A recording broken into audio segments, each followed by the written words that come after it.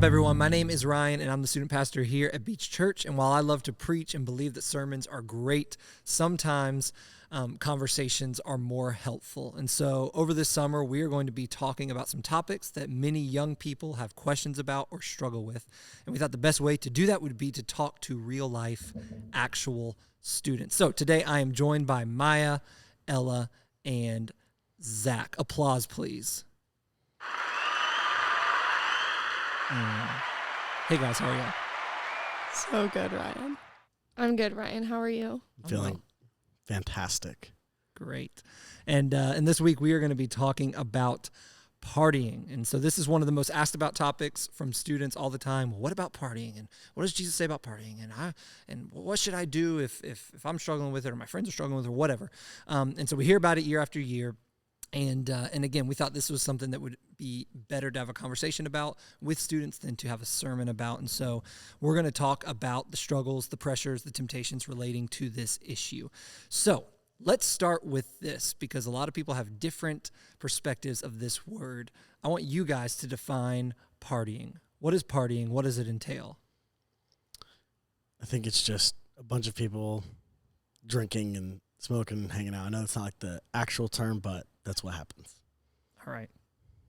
Any other additions to that? I'm going to go a little bit deeper. Go a little bit deeper. I'm going to say that when I was younger, I always thought about partying as drinking, like this huge party with your friends, smoking drugs, whatever, you know, like big mansion party, like the movies or the Like books, Project whatever. X. Like Project X almost. Yeah. But now I would say partying is just using any form of like alcohol, drugs, whatever, Okay. no matter where you are, who you're with, Yeah, or how many that's people great. you're around. Yeah, I agree with you guys. And then I guess also like as you get older, like going out and stuff would be a partying. Like Yeah, it could yeah, just like be you and a the friend bars. like going out. They're going to the bars. Yeah, like the clubs. But let's zero in on this a little bit. Y'all would all agree it's not necessarily about location or who you're with. It's about what you're using. Yeah, Yes. Yeah. because 100%. you having in 8th grade, whenever you have a huge party with all your friends, but Right. you're like eating cupcakes and drinking Yeah. juice, that's not partying. Different party. Yeah. Yeah, Yeah. or you could be at a party and there is drugs and alcohol there, but you're not the one drinking it, doing Right. it. But would you Then that's consider not that still technically partying? Well, it's not. Well, what do I y'all mean, think? you're at a party, but you're not like Yeah, partying. I think she said it best. You're not partying, but you're at a party. Like you could be there taking someone home. Right. Mhm. You know, it's really about your mindset because you know what you're doing when Yeah. you're there. Yeah. You know when Yeah. you walk and when you and your friends decide to go somewhere, you know what your intentions are. Yeah. If your intentions are to take somebody home, then you're not partying. But if your intentions are to go there and to dabble and then go home, well, you're partying. Yeah. So for the rest of this podcast, when we refer to partying, we are talking about using drugs, and using alcohol and whatever else kind of goes along with that. Not so much where you're at, what environment you're at, and we'll all agree that being in those environments isn't necessarily bad if you if you don't participate in them, right? Yeah, agreed. Sure. Okay, cool. So we're all on the same page with that. So tell me this: when did you first get exposed to partying, to drinking, to drugs, or feel pressured to do it? And whoever wants to start can start. I would say like freshman year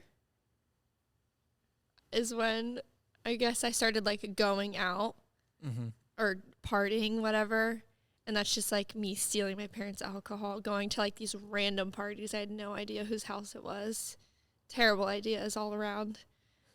That All right. I guess that's when it started for me. Okay, 9th grade. But But- but all of my life growing up, I always had this like grand, like how I was saying earlier, like this great idea of partying, like so much fun. I'm going to get to high school. It's going to be so crazy.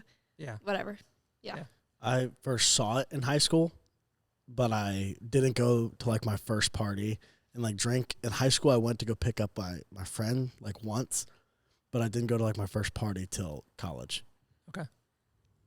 I was friends with a group of people who are great people, but their families were very okay with them drinking and stuff. And so I like drank for the first time, I think like summer going into sophomore year, or not sophomore year, freshman year. And then freshman year, it was like we would always like drink and I wasn't as bad as everyone else, I guess, but I was still like around it all the time, and I was like doing it all the time because they were. But then sophomore year, I like chilled, and then I kind of like, I guess, started like normal high school, like going to parties and stuff my junior year. So what were the big pressure points to do it? Because like a couple of y'all, basically it was ninth grade. It was when you got into high school. For Zach, it wasn't until college. So what were like the pressure points? What really made you feel like this is something I either want to do or need to do? Like literally just watching movies and books. Even like if you know, but like the Tumblr era, remember when that was kind of a thing? Like seeing like different videos and posts, whatever. I always grew, like literally in middle school, like seeing that and be like, that's so cool. I love that. And when I got into high school too, when I was a freshman, my sister was a freshman at FSU, and I saw her going out all the time, and she didn't really like party in high school, whatever. And now she was having like this great grand time Yeah. her freshman year, and I saw that and I was like, that's so cool. I want to do that too. But always growing up, I knew like high school was going to be crazy. I'm going to go out and party, whatever. I'm just curious, what did you see specifically from your sister? Was it like what she told you? Was it that you went with her, or was it like social media? I mean, just like seeing her, she was very like reserved to herself in high school, and then seeing her kind of like open up and like be crazy. I guess that's what it was. I also think that's also like the same idea as like Instagram and social media being like your highlight reels. That like I know even now, like even if it's just anything going on, even if it's not a party, if I'm like Something fell. That was that sound. Just so I didn't y'all know if we were gonna Keep going, acknowledge Ella. it or not. Yeah, we're gonna acknowledge it. Okay. But like even if like Maya's like, hey, like come, we're all gonna go hang out, and I'm like, I'm tired, I need to do my homework, I'm gonna stay home. Even if they're not having that much fun, but they're like Snapchatting me and it looks like fun, or they're posting something. FOMO. Yeah, you get like FOMO, and I'm like, okay, I guess I'll go. And then sometimes I get there and I'm like, you know what, this is fun. But sometimes I get there and I'm like, I should have stayed home. Like this, it's just because it looks like it's all this fun doesn't really mean that it is. But you see people like Maya, probably like with her sister, like taking videos and they're like laughing and they're having so much fun.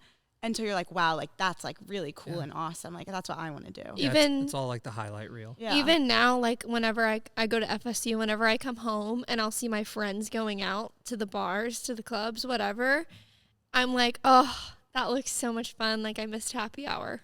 You know what I mean? Like I'm literally like, oh man, that looked like so much fun.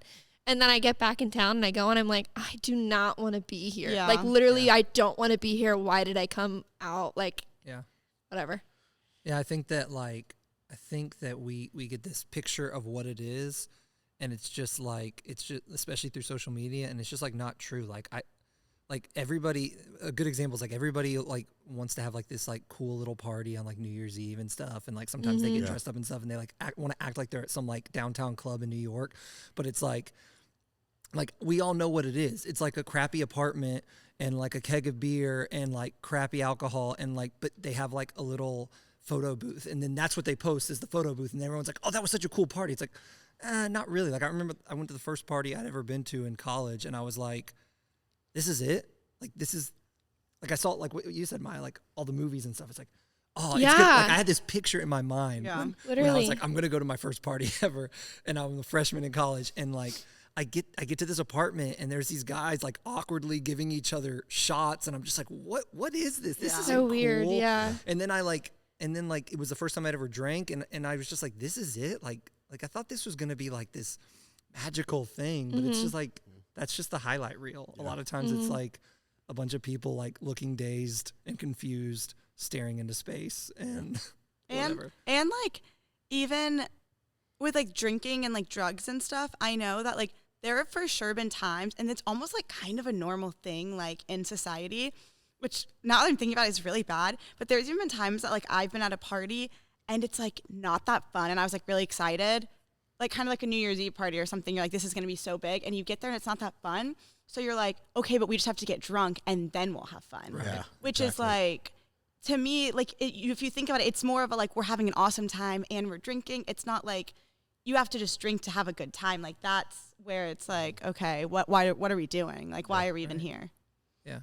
And no one posts themselves throwing up or post about the Yeah. really stupid decisions they made the night before, or post about the addiction that comes later. Mhm. Like they just post, well, but look at this cool, I had a cute outfit on, and like, and here's my red Solo cup or whatever. So, so that's one of the reasons it's tempting. Why else do y'all think it's just tempting to like to get into the party culture and that kind of stuff? It's with your friends. Yeah. The way I was exposed to it was all my teammates did it, so I'm like, okay, well, I'm not going to be the odd man out, and I'm already cool with some of these guys. Did you so play Division I football? I did play Division I football. That's Not bragging or awesome. anything. No, just all my teammates did it, and he wasn't my roommate till later on that year, but basically my roommate, and he was like, come on, we're going out. So I was like, all right. So we went out, and I was just like kind of like the rest of you guys did. Like I just had this image of like, okay, this is going to be legit. Like this is like Division I, where, you know, a big school in Jacksonville. A lot of people know who we are. These guys are rich and have big egos, and I'm just expecting like just something great. And I walk in there, and it's hot, it's sweaty, it stinks, and it's horrible. And like I didn't drink at the first one I went to because I was like the DD there. Like I knew I wasn't going to, but it was just so dumb. And it's just like, I think the thing that tempted me most wasn't necessarily the contents that were there that I was consuming. It was more just the fact that I'm with my friends and I get to hang out with them.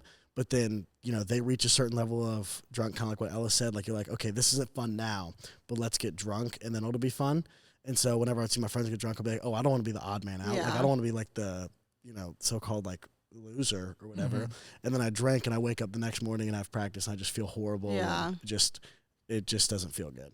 Also, though, I do want to say a big part, because we're kind of sitting here like, oh yeah, partying's not fun, but like a big temptation too is the idea that sometimes like it is really, really fun, and you are having an awesome time, and like a lot of that too, I think, can come from like if you're with your best friends and you're all happy and having an awesome time, and like you're drinking and stuff, like you're having a good time. And so you want to keep, like, obviously if I went to every single party and it was awful, I would just stop going. Exactly. But it's like sometimes you go out and you're like, why am I even here? But sometimes you have like a really awesome time and make awesome memories, and you're almost like holding on to that, and you're like, I want that again. And so like, I don't know, I don't want to put it out there that like partying is like not fun at all, because then it's like no one would ever do it. Exactly. No, But then you find yourself, you talked about that before when we've talked, but like chasing the feeling that you had before. Yeah, like last summer. Yeah, like over quarantine, which I feel like a lot of people either had like awful time or like the best time of their life. But like Maya and I had this like amazing group of friends that we're still friends with, and we would be like constantly like doing something with them, whether it's like partying or not. But so this summer we're like, oh my gosh, everyone's in town, we're gonna have so much fun. And then summer kind of started, and we're like trying so hard to almost like relive last summer, and it just like wasn't really working at all. And Maya and I kind of talked about the idea that like a lot of times, even though it might suck, like it sucks not being able to be as like happy or have those memories, but like it's almost like God is like taking those things away, and like taking those like the desire away from making it just like not as exciting. Because it's like not what we need to be doing. You know what I mean? Like we need to like move on with our lives, like get away from the like high school summer partying kind of thing. Yeah. So what do y'all think ultimately, like if you really get and look within yourself as well as other people, what do you think, why do you think you really party? And I won't even ask you to assume for other people. Why do you think that you party? Like what are you really trying to get when you do it? I'm trying to get this is like the fancy way of saying it, but I'll explain. I'm trying to get like a different reality than what I'm actually living in. Like I'm trying to get to a mental state where I can not remember what just happened, because that's 90% of the trigger of why I drink or go out. I'm like, you know what? Today was horrible. Let's drink it away. Yes. And then I wake up the next day and remember everything, and then remember that I got, you know, drunk the night before, and I'm just like, this is absolutely horrible. So the main thing for me is I'm trying to live a life that I don't have right there, and I still don't live it. Okay, so true. Same thing for me. Especially in college. Ryan, we've talked about this. I would fail a test. I'd be feeling sad, just having down thoughts, whatever. And then it's almost like knowing that I'm going to get drunk and go out and forget my day in a few hours was so just like, it's almost like I was hanging on to that to like keep on living. Like I knew that no matter how hard my day was going to be, I can go out and I can get drunk and I can forget about it even for a few hours. And I'm going to wake up the next morning feeling terrible. and have so much anxiety about this, and that, but it's okay because in a few hours I can get drunk, forget it, keep going out. Same cycle over and over and over again. That's what's like kind of appealing to me, which I didn't even realize was what I was doing until like maybe a few months ago. Yeah. Why is it a problem for us to try to basically run away from our lives? I mean, A problem? Wait. Like, I'm talking about what you just said. Why is that bad for us? Why is it bad when we get into a cycle of like, I will drink this or ingest this, and then I can forget about A, B, and C? Because you're filling yourself up with things of the world. Yeah. Like, I mean, like literally like only up until like 2 months ago is when I realized this is an issue. I shouldn't be doing this. I didn't even understand what I was doing. Yeah. And then I like took a step back and I kept on hearing like little signs from God, like little whispers of like, this isn't what you need and you know it. And I kept on doing it until one day I was just like, no, like I literally can't do this anymore. Like I have to face what I'm feeling because it's just digging me in a deeper and deeper hole. Like I'm fulfilling myself with things of this world, with drugs, alcohol, whatever it may be. And I'm still not getting what I need. And then I'm not where I want to be as a Christian right now, but I've been like slowly like doing my devotionals, serving more, doing this, that. And I'm like getting to where I want to be, like the person that I want to be, where I am mentally, like, yeah. It's great. I mean, and like what Zach was saying, like for that night, yeah, you forget about like whatever you're anxious or upset or like worrying about, but the next morning it's like almost even worse because you have all of those things that you have to deal with. And you don't really feel good. And like when you drink, that's a lot of energy. Like if you're like partying or whatever, like dancing, and then you stay up late and then you end up sleeping all the next day. And it's like, if you're stressed out about like your homework, like you're probably going to get your homework done better if you like stay in, do it and wake up in the morning. Like, yeah. Like that's the thing. Like drugs and alcohol don't erase any of your problems. Mm-hmm. They get rid of them for a moment. Yes. And then they magnify them. It's like a temporary fix. And that's what's appealing. But before, that's not what it was appealing to me. It was more of like, I got into high school, I have this new group of friends, this is what they're doing, I want to be friends with them, I want to hang out with them. This is how you start hanging out with that group of people, whatever, which then I realized that's not my group of people, obviously, if I have to be going out with them, drinking, partying, whatever, to be their friends. So it kind of switched. I think it started off for me as appealing as this is what I want to do. And then it progressed into, okay, this is what I need to do to fix what just happened. And then once you reach towards the end of that threshold or you've been in there long enough, you realize you're like, what have I been doing with my life for such and such months or such and such years? Yeah. And not so much for me, but I know for other people too. Like, honestly, I know some girls or some guys that are like, I'm going to get drunk tonight and then I'm going to hook up with this person. Yeah. And they have to be 10 shots deep to do it. Yeah. You know what I mean? Or like, I'm going to confront her. I'm going to get drunk and I'm going to confront her tonight. Yeah. I'm going to say this tonight. You know what I mean? Anything you got to do, anything you got to drink or get high for to do is either a really bad choice or you're going to take something that you needed to do sober and make it so much worse. Yeah. Like, because now you're not in your right mind. So. And I think too, like what Zach was saying about how like all of his teammates would do it, so he's not just going to be the one. Like once you have like this group of friends which like me and Maya have like an awesome group of friends. We always talk about how like thankful we are, like great people, but we like everyone's like drinking too, you know, like not constantly like where it's like this horrible like problem, but it's still like we're underage, like we shouldn't be getting drunk anyways, whatever. But like it becomes one of those things that it's almost just like normal, like, oh, like where are we going tonight kind of thing. And so then once you're in that like cycle, it's difficult to basically be like, I'm staying home by myself while you guys go have fun. Or like it's tempting when it's like you're normally at a party drinking and you're like, I'm not going to drink tonight, you know, because you like if I'm like, I'm not drinking at all tonight, none of my friends are going to be like, that's so weird, you know, like it's not peer pressure, but it's kind of like, oh, why? Like you normally do, like that's what's like normal now. But you know what I'm saying? So it's like difficult to kind of like remove yourself from that, especially when those are like the people that you're always around. But we're also like very lucky to have friends that know like not to honestly like peer pressure us into Yeah. drinking or whatever. Like it's not some huge deal. Like we have really great friends where we can hang out with them too when we're not drinking. And I never had that until like my junior year when we formed like this group of friends. Mm-hmm. Yeah. So, what are the, and this could be from a Christian perspective or just a person perspective that believes whatever.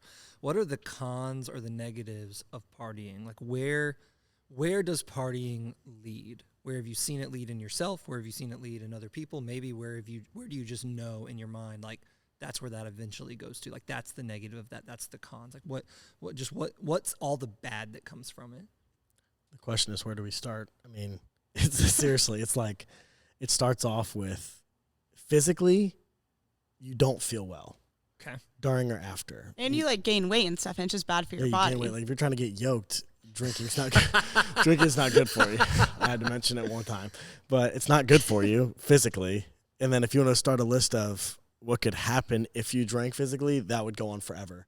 You know, whether it's you get hurt or someone else gets hurt or you hurt somebody else, or the mental emotions you feel that cause you to get physical with somebody else, whether that's a sexual, physicality or a physical altercation. Right. That's just the physical things that could happen, and not including anything that could be taxing or demoralizing to your mental state or emotional state. And probably all four of us know someone who's died due to influence of some sort, either in a car accident or some type of thing. Yeah, Yeah. and like with drinking and driving, like that, like obviously you can drink your whole life and never drink and drive, you know what I mean? Like that is a choice that you make. But I have so many friends who are like, no, I would never drink and drive, or they're like, no, that's not good. But they drink a little bit and maybe they're technically okay to drive, but like if they got pulled over, they would get a DUI, you know? Or they'll drink and then they'll drive and they'll be like, I'm fine. And the next morning be like, I should not have driven. Right. And it's just like, you're impaired. Like you can't make that decision to drive or not. And even if you don't want to, like you're going to, and like awful things happen, you know?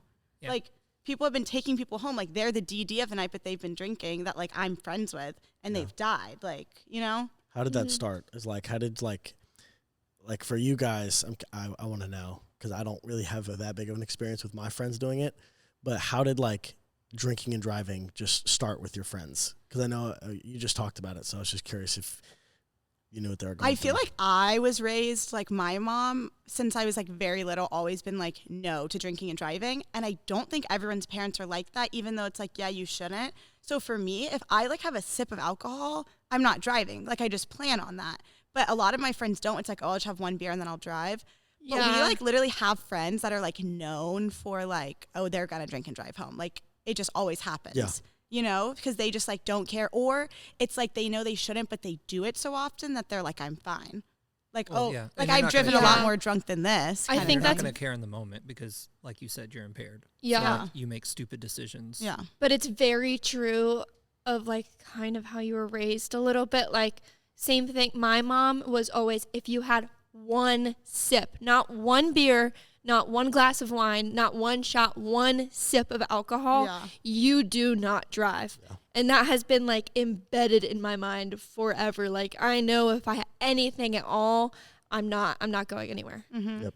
So that's the physical. Oh, and two, really fast. Yeah. The fact that a lot of kids have to be home by 11. They don't have Uber on their phone. No one else is as sober as them. They drove. They might have drinking a little bit too much. That's their only way to get home. Yeah. They can't call anyone to pick them up.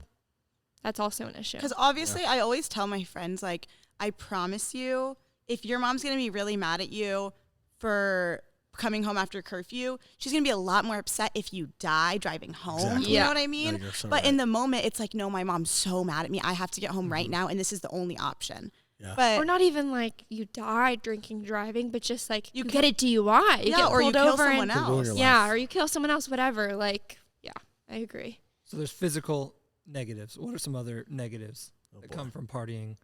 Where does it lead? I know that, like, if I like if I drink and it's more than like 1 or 2 days, not like even if I just drink like 2 nights in a row, on that third day, I'm like, I need to get my life together. Like I haven't like checked in on my homework or my classes or like my friends that I'm not with. Like I just feel like my life is like all over the place and I literally need like a week to just like get myself back together. And I just feel like I've been like wasting my life away a little bit. You know what I mean? Yeah. And like what I was saying earlier, digging yourself that mental hole of like, you're sad, you're going to drink. You drink, you're sad, you're anxious because you drank. Mm-hmm. That too. And of course, the fact of like, we see a lot of adults now being like, well, I've been drinking since I was 15, I'm fine, and they have an issue, and then they turn into alcoholics, which I'm sure like no one our age is ever thinking like, for the most part, this could be a really big issue. I could be an alcoholic. This could be a problem, but could be. Right. Most addicts started somewhere. Well, all Right. addicts started Exactly. somewhere. Well, yeah, And exactly. And probably most of them started in high school or college. Right. And so it's like everybody thinks that's not going to be them, but it's the same thing with the other stuff. Like everybody thinks they're not going to die. Everybody thinks they're not going to get a DUI. Everybody thinks they're not going to be addicted. But I promise you, like out of y'all's friend groups, some of them either already are addicted, and y'all can probably think of those people, or are going to be addicted in the coming years. Yeah. And I know that we're talking a lot about drinking right now, but also partying involves like pills and all like cocaine. Like even in college, I never realized how prevalent coke was. Yeah. Like it is like literally everywhere and it's so normalized. And I have seen a lot of my sister's friends or just acquaintances thinking it's okay just once a week, no more. And then all of a sudden it's twice a week. And then all of a sudden it's every single day. They can't live without doing a line before they wake up. Like that's a very big issue that I know isn't really as prevalent in high school. Yeah, people don't really talk about like I had no one did idea. coke. I had no idea until I got there, and apparently like it was this big known fact that everyone just does coke in college. And it's crazy. It's like a normal thing. It's like similar to you. Like when I first like saw it at a party, I was like, oh, that's cocaine. And then it's like every single party you go to, it just becomes like, okay, like I know it's there. Now, personally, I've like never done any drugs, period. But like you just see it there, and you're just like wow. And I think that can be a wake up moment for you in some sense. But to get specific about the mental problems that come with partying, and let's just go straight into consumption here. It is like something I've seen, and I don't personally deal with it, thank the Lord, but body dysmorphia comes from it. Anxiety, depression, all that stuff. People think that partying can cure it, but it actually makes it worse over time. You drink one time, you're like, oh, it's not a problem. But let's be real here. None of us are going to just go drink one time and call it a day. Yeah. Like I guarantee you 98% of the people who've ever had a sip of alcohol have had it again on a different occurrence. Yeah. So, and I'm just saying for college students, it only gets worse because college is it can be the best 4 years of your life, but 5 years after college, you look back and you're like, that was the worst 4 years of my life that I've ever experienced. And part of that can be from partying. Like I know body dysmorphia, like I know people who go through like days without eating because of that, but then they'll drink and they ask what their problem is, and it's because of that. And I know for people who don't know what that is, it's basically when you just judge your body or you look at yourself a way that you're not actually. Yeah. Where you're like, you don't look a certain way, so you like drink a certain way, and it can be really taxing mentally on you.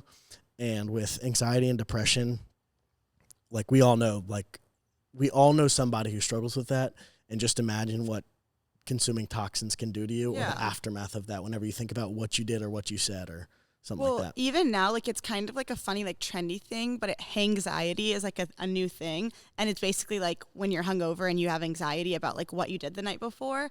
And the thing is, like, I know, like I have so many friends who are like, oh my gosh, I have such bad anxiety right now. And I'm like, why? You were fine last night. Like they didn't do anything wrong. But just the idea of like not really remembering everything, like eats them alive. And they're like, I'm not doing anything tonight.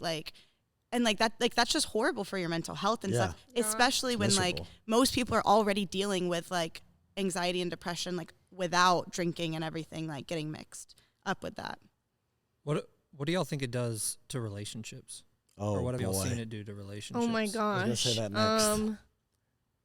Someone else go first. Relationships that are founded on partying, whether it's with your friends, girlfriend, boyfriend, whatever it is. If your relationship's founded on partying, I don't even want to give a statistic here. It's probably not going to work well. Yeah. I'm going to be really honest with you. Like, speaking from experience, any friendship or relationship with anybody that is founded on partying is horrible. Or if the only thing that keeps your relationship alive is the thrill you get with partying with them, it's not going to work out. Relationships and toxins do not go well together. Yeah. And it should never be a mix, but it's almost unavoidable at some certain point in your life. I mean, not even just like boyfriend, girlfriend relationships, just like friendship relationships too. Kind of the same thing. Like if your whole friendship is only because you're getting drunk every night together, and then you're like sober together and you're like, oh, this is kind of awkward. Like, I don't know are what to you even talk friends? about. And you're like not even really friends with them. Obviously, that's not going to work out, you know? So stupid. I also think just in like the idea of like a good relationship, whether it's a friendship or not, when you get drinking involved, like things can like, or drugs, whatever, like things can go badly. Like if you're sober and you're having a conversation and you're like arguing versus if you're like both really drunk, like things are going to go differently. Like a lot of times, especially with like guys can get more aggressive whenever they've been drinking. Like obviously cheating is not okay, but like most guys that cheat, like if they're out, it's probably because they've been drinking and they're just like not making a good decision, and that like ruins a relationship just because like you were drunk and decided to be stupid. Yeah. Or too, I've seen like a lot of people in relationship, like boyfriend, girlfriend relationships where the boyfriend is watching the girlfriend drink and do all these things and he doesn't agree with that, or he doesn't, he's strong in his faith and he knows this is what I want to do, or either way around. And it hurts them so much, especially if you both went into that relationship walking hand in hand in faith together. Yeah. And then you watch someone kind of dive off the deep end slowly or dramatically, whatever it is. And then you're watching them making all these terrible decisions. And you were thinking like, this is where we once were. I know so many people like that. Yeah. And that is so heartbreaking. If we got 1 point for everything that we said that we agree with, I just got 10. Like I'm not even kidding. It's just, it's insane.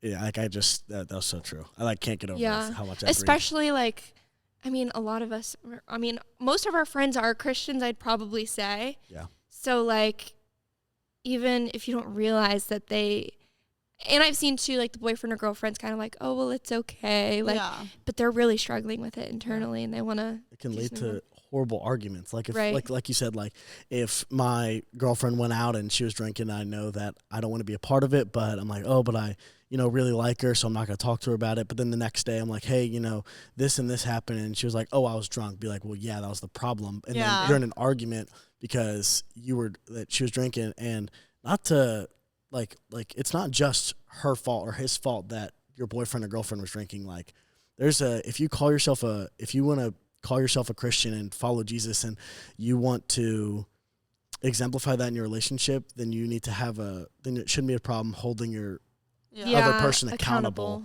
At that point. So it's not just her or just him that's the problem because they drank. It's you too, because you're letting it happen and watching it happen, and then you're letting that be the root of your problems. So hold on. Let's move to the spiritual part of it too, because that's kind of what y'all are getting at, or y'all inferred is kind of like the spiritual side of it. What does it do? What does partying do to us spiritually?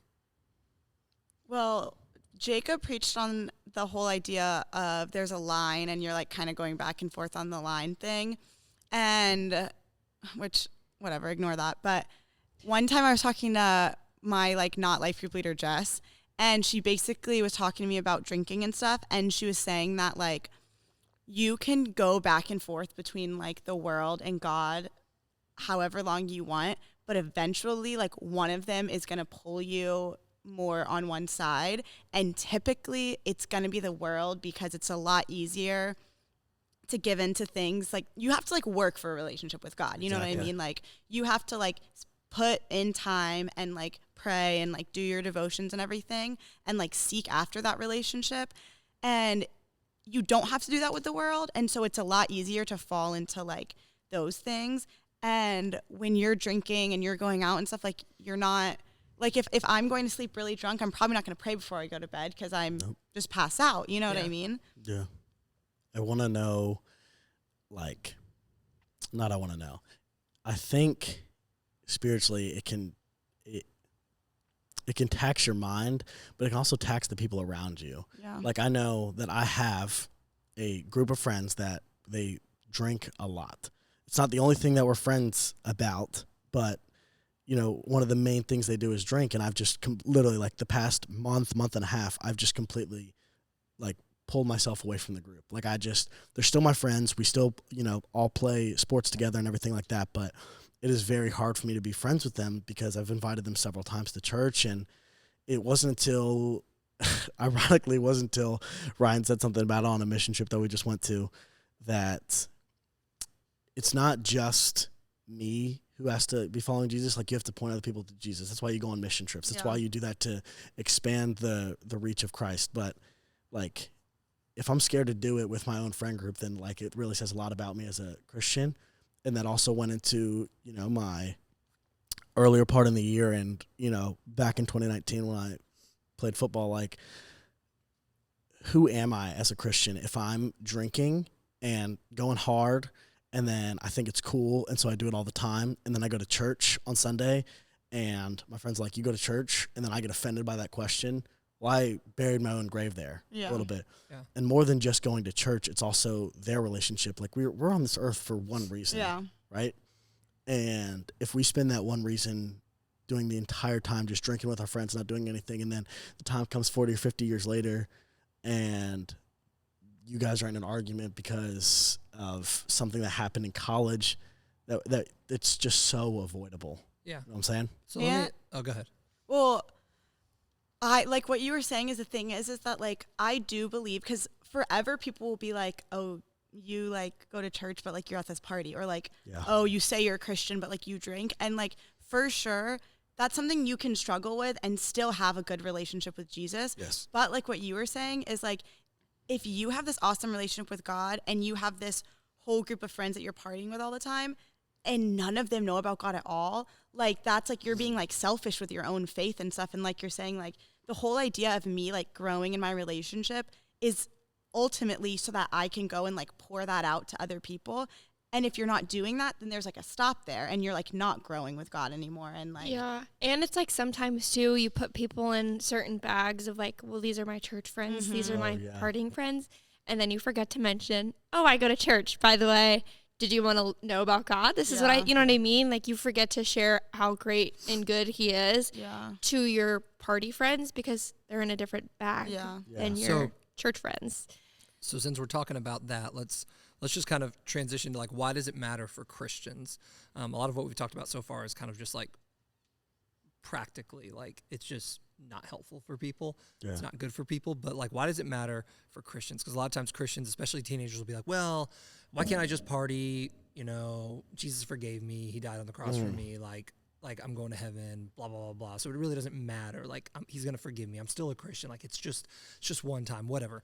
So I'm just going to read some scriptures to you of a couple reasons why it matters for Christians and just kind of have y'all respond to them. The first two that I'm going to read are about what y'all were just talking about.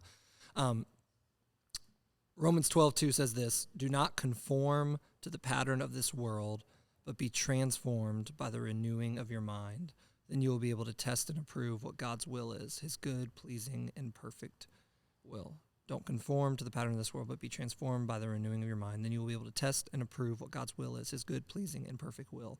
And one other one, 2 Corinthians 20 says this: we are therefore Christ's ambassadors, you could say representatives, as though God were making his appeal through us. We implore you on Christ's behalf, be reconciled to God. We are Christ's ambassadors, as though God were making his appeal through us. So what do y'all think those two scriptures say about why it matters for Christians? In a real world outside partying, whenever I would have a game, because that's when I struggled with it the most, it's fall of 2019. Whenever I would have a game and I would make a field goal, I'd have a touchback, or have a really good play, I would just, point to God or whatever.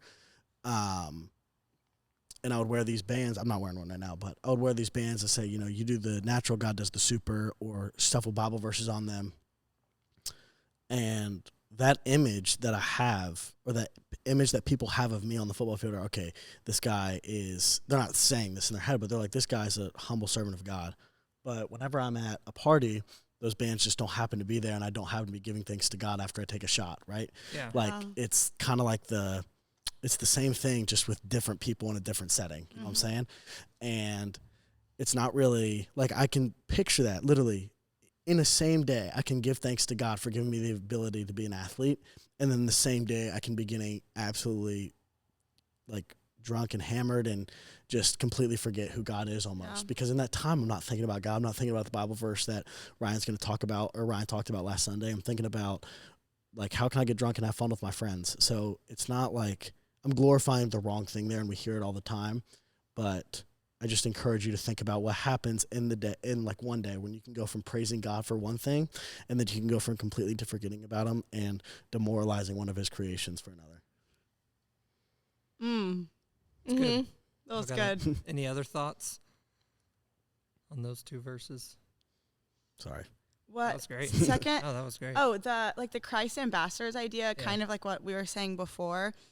But, like, that's something, like, you know how I said, like, you can go and party all the time and still, like, love Jesus kind of thing. But you're, like, hurting other people's, like, image of you. Like, I think that you mentioned that in a sermon one time, that, like, yes, like, you can struggle with it on your own, but, like, without even, like, realizing it, like, you're hurting other people's idea of God, because we could be the only thing of Jesus that anyone ever sees. Yes.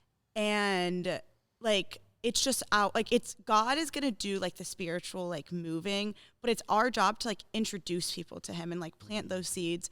And and something that Ryan said to me one time about one of my friends is that, like, I could be, like, the only, like, Christian or, like, thing of Jesus that, like, they ever meet. And so it's like Maya and I have this friend group, and most of them, like, honestly, a good amount of them are good Christians, but there's some of them that have never even gone to church. And, like, us 5 or whatever Christians are, like, we're in their life for a reason. We could be the only, like, people to show them Jesus ever. And if we're going and we're drinking and we're not talking about God at all, we're basically, like, hurting them, I guess. You know what I'm saying? Well, and I feel like sometimes too, I mean, that's true, but also, like, people do, I'm not saying that it's okay to drink, whatever, but, like, Christians do sin, and they choose to sin, and by drinking, you are sinning. Yeah. We're not following the law, we're sinning. And so, but we also can't, like, kill ourselves over it, I guess. Did that come out wrong? No, you're right. Like, you're saying Do you know I what I shouldn't sit mean? here and be like, oh my gosh, I'm doing something so horrible because they're never going to know Jesus because of me?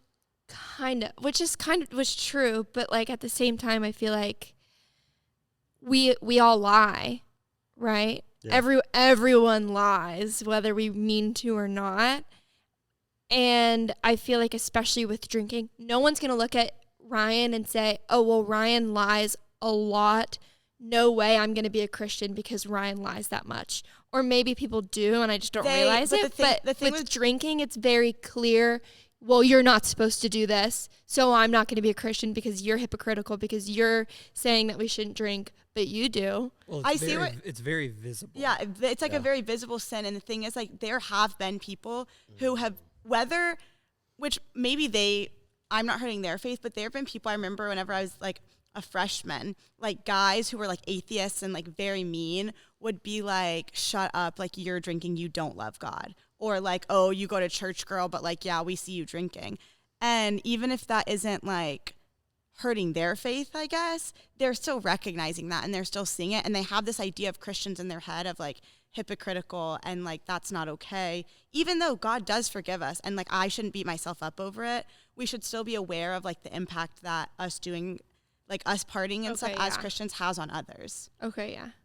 Like what you said is they don't, even if they're wrong about, like, the whole concept of Christianity, like, they may have the wrong perception. Like, of course, yeah, you're not going to be perfect. And even if they don't understand it, we have to be aware of their perception. Yeah. Yes. And so, like, what people think is like true to them. So, like, if they think Christians shouldn't be drinking, which for a litany of reasons is true, and then you go around professing Jesus, putting that on your social media and then they see you at a party, that confuses people. Yeah. Yes. That's just kind of the bottom line. Like whether they understand, of course they don't understand everything about faith and like, and all that kind of stuff. And yes, you can follow Jesus and mess up. We all do. But that's a very visible one, and it's very confusing to people when they're like, wait, like what Zach was saying, like, wait, so which one are you? Are you the guy who points up after he makes a field goal and he's got John 3:16? Exactly. Or are you the guy taking shots right afterwards and like just talking like everybody else? Yeah. Well, then I want to say that I'm not trying to be hypocritical by saying all these things. Yeah. And then you see me drinking or whatever. I'm saying that I still struggle with these Yeah, but things. that's And I why- don't want people to think that. I do think it's important though, because I know like I've like grown up at beach, like being very, very involved. And I've always like tried, like I think that most of my friends outside of church, like they know that I go to church, like they know that I love Jesus and stuff. Like I don't want to like hide that or anything. But I know like growing up here, I'm never going to be very like, oh yeah, I was drinking yesterday. Like I'm struggling with that because I feel like drinking, same thing with like pornography, is one of those sins that like if you're like very involved in your faith and stuff, you don't really want people to be knowing that. But like it's okay to be like, hey, I've been partying a lot and I might keep partying, but I know it's wrong and I want somebody to like talk to me about that and like help me with that. And two, another thing is like with your life groups. I know that individually I've talked to girls from my life group who have equally struggled with these things just as much as me. And then we were afraid to go into our life group and like talk about it. and talk about it Yeah. and say these things. Or there's a new person in our life group who we want them to follow God. We don't want them to know that we're struggling with these kind of things. So we won't say anything. I just feel like open, I'm horrible. Like I would never, I'm struggling with this basically is what I'm saying. But like overall, like I feel like being open and honest with like literally everything, especially in your faith, is only going to help, because like realness is going to bring out realness in life groups and in just like people. Because like if like let's say all these other girls are very nervous about sharing that, oh, I'm really struggling with drinking or whatever it is. Once one or two people are like, honestly, I'm struggling with this, they're going to feel a lot more comfortable to be like, yeah, like so am I, you know what I mean? And kind of come forward. And so I feel like as scary and like awkward and like, oh, but I'm a good Christian, I swear kind of thing it is, it's always going to be better whenever people are like real about things. So two more verses. So obviously we talked about hit the mic again.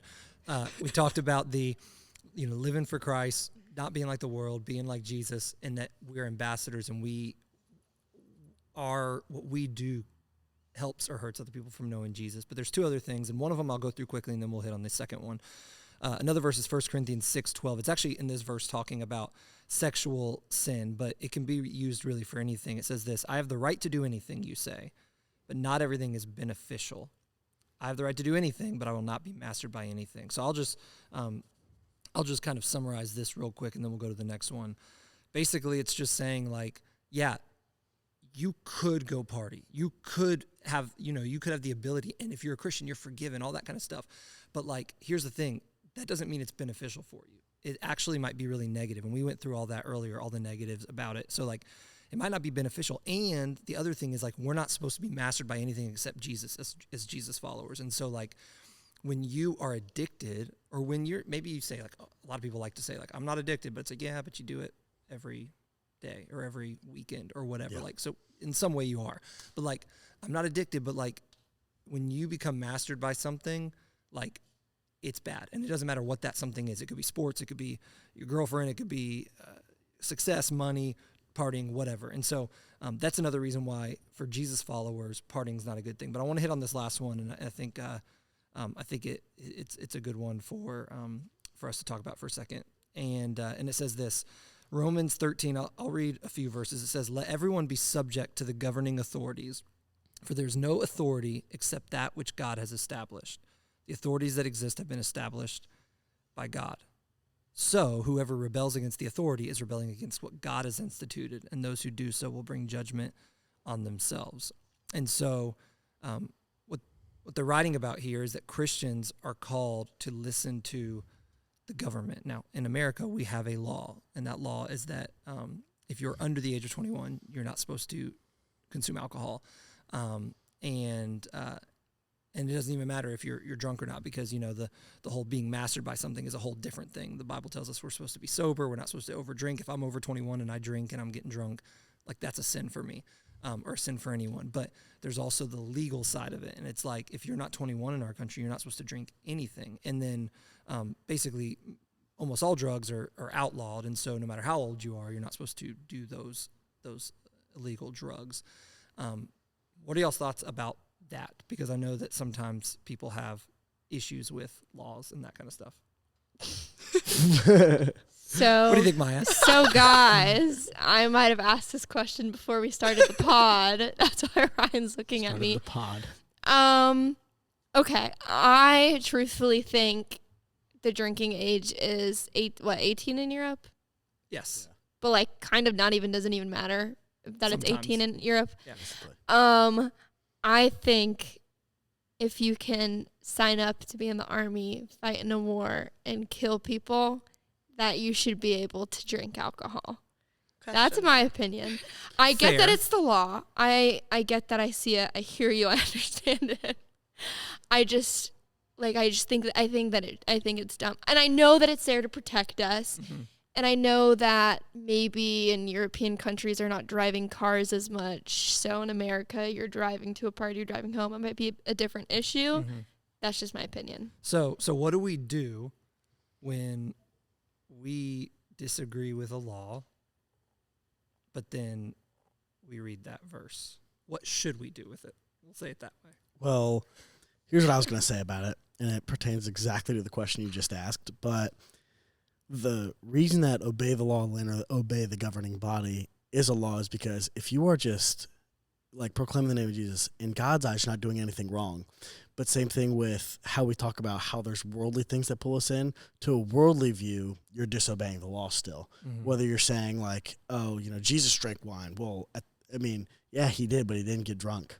You know what I'm saying? Like, you have to look at the commandments from a worldly view and a godly view, because that commandment, the commandment of obeying the law, or what this verse says, is almost protecting Christians. It's basically saying, like, don't do this because this is going to defame like my name. This is going to defame Christianity. This is going to like ruin the image for other people, and it's going to be harder to get people to follow it. Like some of the best Christians that we know, and I say best Christians like there's a tier, but some of the best followers of Christ that we know, or some of the strongest spiritual influences in our life, are the people who do obey the law of the land, are the people who do obey all the commandments, not to like a drill sergeant kind of level, but they follow them and they understand them and they acknowledge them and they let them rule their lives.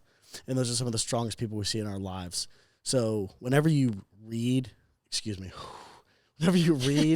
laws and commandments like Romans 13 verses 1-5, you need to also look at it from a worldly view and understand, like, hey, the reason that the drinking rule is 21 and the reason that I'm going to follow it, not the reason that's a law. The reason I'm going to follow is because the government says that this is what we need to do.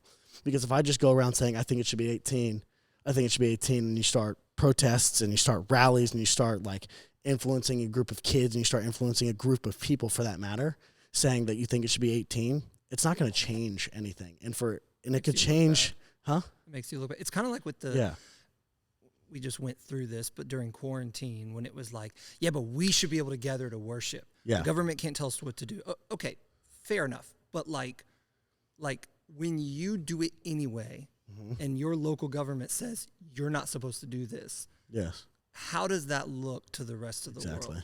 Oh, well, all these Christians just disobeyed the orders of the government and gathered a bunch of people together, back when the quarantine was really in effect, that kind of stuff. Like, there's just like, it's confusing. That's a good point. So it's not really like, is the law good? Because I would tell you guys, if you were, if you go to the Bahamas next week, Ella, drink. You could. But You're not get disobeying drunk. the law. Yes, you would stay within the other parameters. Don't be mastered by it. Don't allow it to become like something that's controlling you. Don't be addicted. Don't like lead people in the wrong direction. Don't get drunk. We're supposed to be sober. We're not supposed to be controlled by anything. But if it's legal and you're obeying all that other stuff, it would be okay. And so Yeah. but when you came back here, it would not be okay, because at that point you would be disobeying this command to obey the law of the land. And so, like, if you lived in Europe, great, do what their governing authorities say. But if you live in a country that says it's this, we have to be willing to do that. Yes. And it may not be, I mean, I think the Ambassadors for Christ is a much bigger talking point on this. Yes. But it's still something to think about. That, like, oh, it does matter, like, whether or not, like, I obey the ruling authorities. Like, Jesus wasn't going around like breaking all the laws of Rome, or he would have been killed by Roman soldiers way earlier than he was. Yeah. So, And like Christians are supposed to be like peaceful and like kind and like bringing people together and like not like don't ever fight for a cause kind of thing. I was gonna say. yeah. I mean, you can fight for a cause, but like, but there's not in rules like and maybe not in like this a, isn't the one like that we have to party. Yeah, we have you're to right. fight for. Like, oh well, I should have been able to drink 3 years earlier. Like, I hate my government. Like, that might not be like the hill that we need to die on. I was gonna say, like, this is Ella said something and it really reminded me of it. One of the questions that I heard from one of my small group leaders at JU was, I know you're a follower of Jesus. I know Ryan follows Jesus. I know Ella follows Jesus. But what do other people see? What do people who don't go to church see? Do they see someone who parties every weekend and was like, oh, the drinking age isn't 18. This is really stupid. Or someone who just like almost just finds a way, I don't mean this rudely, but finds a way to ruin everything, like finds a way to make fun of something, finds a way to like always make like darkness per se, like that's the best way I can put it. Like, is that what other people see? And that kind of the big thing that I have about like partying is there's two views from it. There's the godly view, which is kind of where you stand on partying, because God doesn't have a stance on it. He knows what it is. There's no two sides to it. And then there's the worldly view. Like, what do other people see in you? Do they see a partier, or do they see somebody who consistently follows Jesus inside and out? Are we okay on time? Well, I didn't know if we. Okay, never mind. Sorry, talking to our isn't the thing gonna talking to our producer Our Kendall. producer. We good? We good, producer Kendall? Okay, one more thing, and then we'll wrap it up. I want to hear, what is y'all's advice for people? Think about the middle schooler who's just starting to get like talked to about it, and like, oh, like next year you're going to high school, whatever. Like, think about the younger person. Think about the person that's struggling with it right now. Think about the person that is a Jesus follower, or maybe not a Jesus follower. Just like, what would your advice be to people who are trying to figure out like what should they do when it comes to partying, and how do I stop partying? How do I get away from it? Like, and I know that even if you're still struggling with it, like we can still share like wisdom and that kind of thing. So like, what is y'all's wisdom on advice for others in this area? I have 3 things. 3 things. I feel like I'm That's gonna great. forget That's them. you're like a preacher. 3 points. That's great.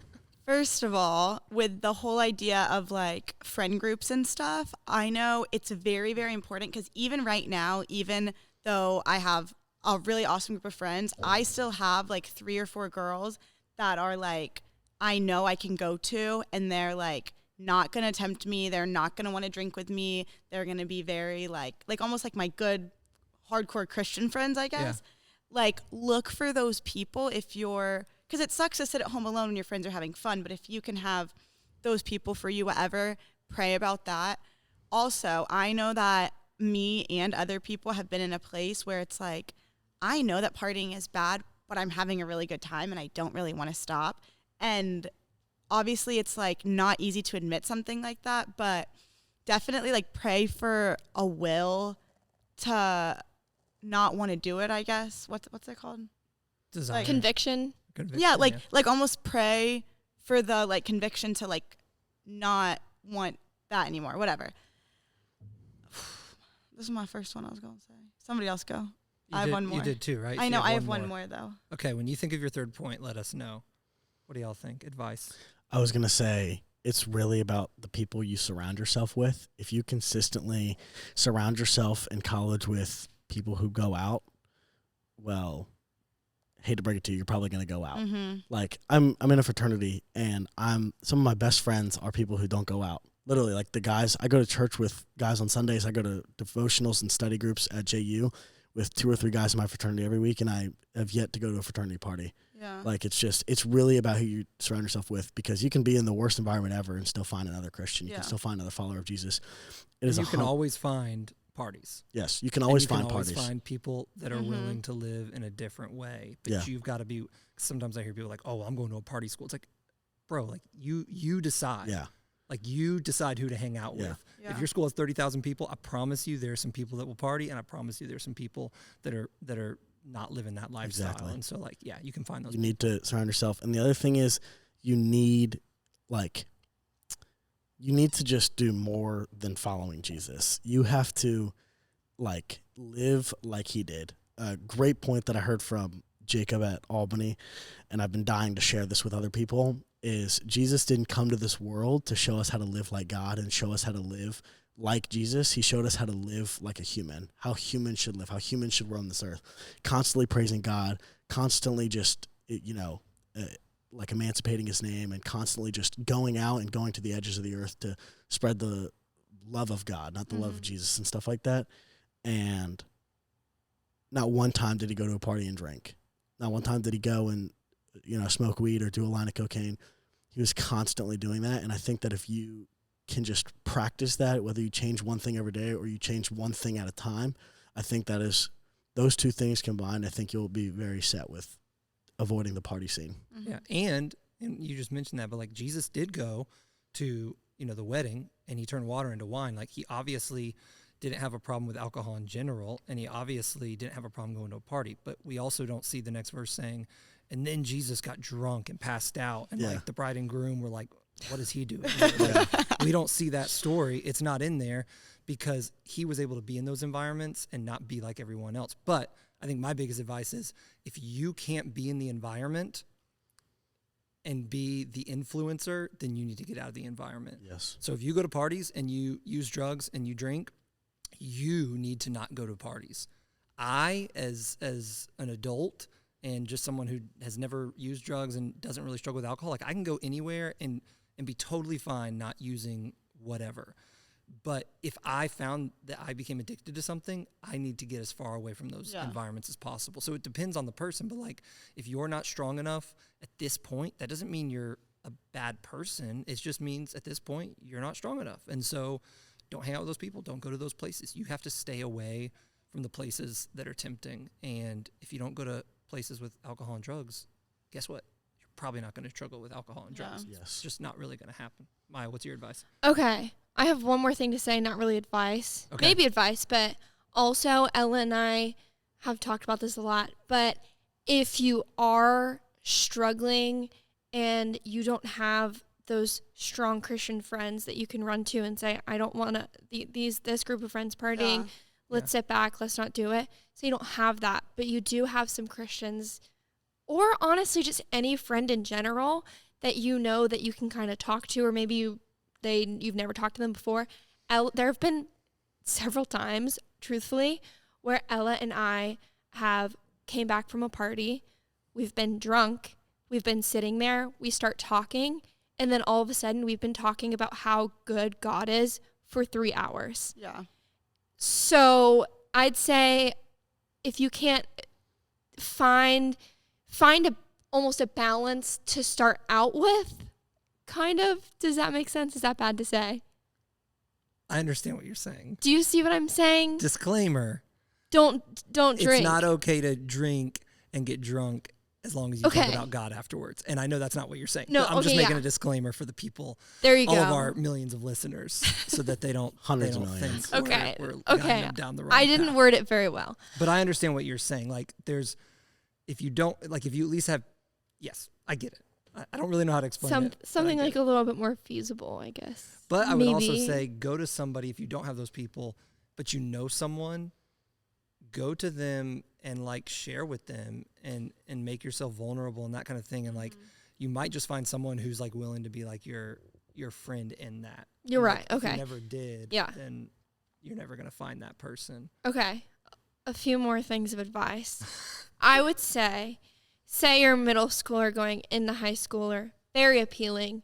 I had a group of friends going into high school. That's all they wanted to do. I know we've talked about the friend groups, but it is literally so important who you surround yourself with. And it is so important that if you don't have friends that you can't party with, or you can't be friends without them without partying, or honestly, if they're just bad friends in general and you know that, it is so much more important to stay true to who you are rather than continuing to stay friends with them. There was a while, like my sophomore year, I sat alone every lunch, every class. I didn't have a single friend because I knew that that's what I had to do. I couldn't just fake be friends with them, fake be like a little bit nice to them, whatever. I had to completely separate myself from them to understand this is not who I am. This is not who I want to be. So I'd say just like recognize that even if you do have these friends and you feel like, oh, no, I have no one left, you're going to have someone left. Yeah. Or maybe you won't for a little while. You'll be alone for a little while. But eventually you're going to find your group of people and you're going to have a great time with them. They're going to love you the way that friends should love you and the way that friends should act. They're going to treat you. Yeah. And the thing with that, too, I will say, is like with the whole idea of peer pressure and stuff, while very real, but I also think a lot of times we get in our own heads of like, ooh, they're not going to think we're cool, whatever. Good friends and good people, even if they're like, hey, do you want to drink? They don't care if you're drinking or not. Like they like just want to be around you and they're like your friend. And like those good friends aren't going to sit there and like force you to do something that you don't want to do or force you to do something that like is making you uncomfortable. Mm-hmm. And that's much easier said than done, obviously. Mm-hmm. But yeah. Also, another thing is, too, sometimes you're not going to realize that it's an issue until you finally hit rock bottom and you realize that it's an issue. Like, you might be listening to this podcast now thinking, I don't have a problem. Well, it's fine, whatever. But eventually you're going to get to that spot and it's going to feel like the end of the world and it's going to feel like rock bottom. Or maybe you gradually start to see things and you start to fix things little by little. But if you like hit that rock bottom, know that you're only going up from there. Yeah, and even in your rock bottom, Jesus still loves you. He's there. Exactly. He wants to be a part of your life, that kind of thing. But you don't have to hit the rock bottom. And hopefully, you don't have to. Listening to some of this will help some people not necessarily wait till they're in like a do or die situation, because that's why we listen to wisdom. That's why we listen to the experiences of the three people here and hear what they have to say, because hopefully you, whoever you is, cannot make some of the mistakes that we've made, and you can get away from some of that temptation. So, well, that's great. Thank you guys for joining us and sharing your stories and sharing even your mistakes and sharing even some things that currently you're still struggling with, because that's like Maya said, that's just part of being human.